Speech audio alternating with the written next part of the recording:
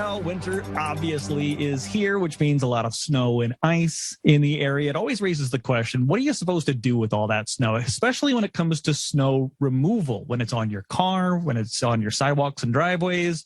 There are some legal rules to pay attention to. And for that, we turn to Tom Sinas from Sinas Dramis Law Firm. Hi, Tom. Hi, Todd. How are you? I'm well, thanks. Tell us, what's the basic legal framework when it comes to snow removal?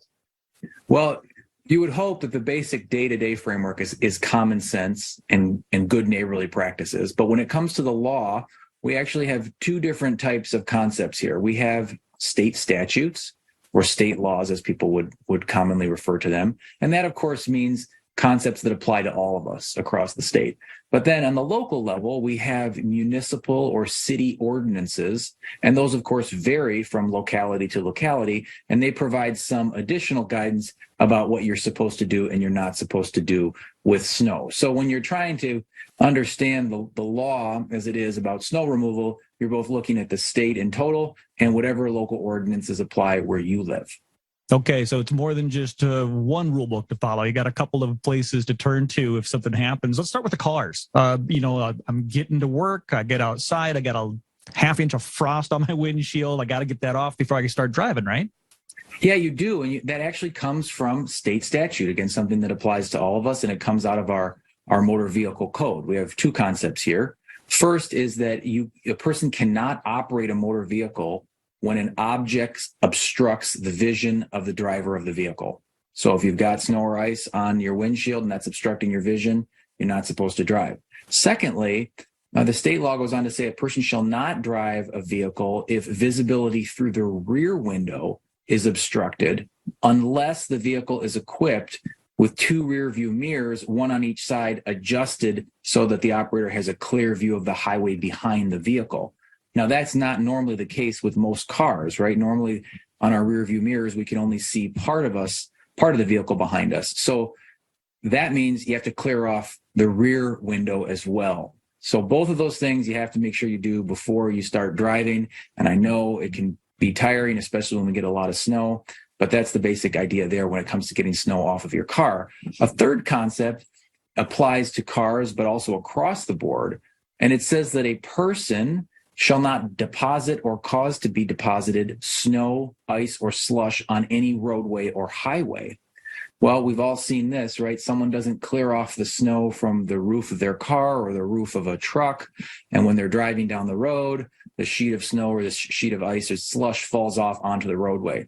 Again, that's not supposed to happen. So when you're clearing your car, you got to clear it so not only you can see out of the front and you can see out of the back, but so that when you're driving, snow and ice is not falling off of your car onto the road.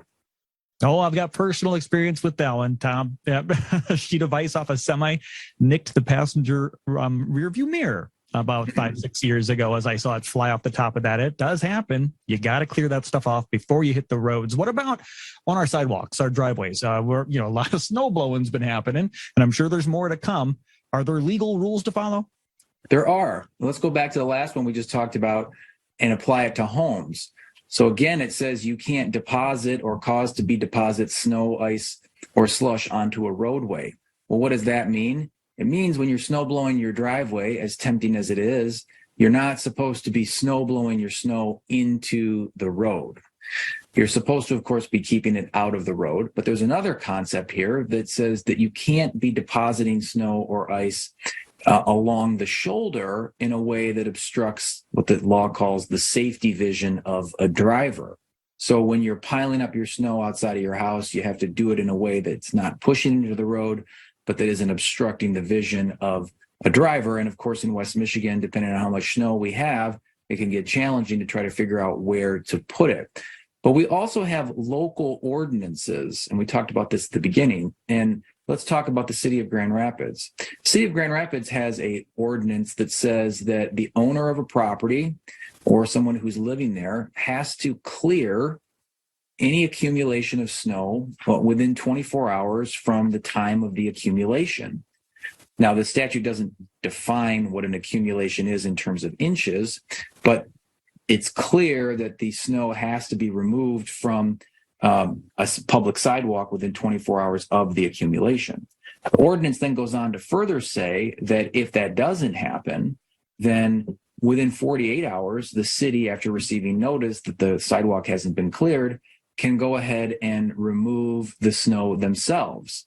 And of course, that's not being done for free, because the ordinance goes on to say that the cost of removing that snow from a sidewalk can be assessed against the owner of the property.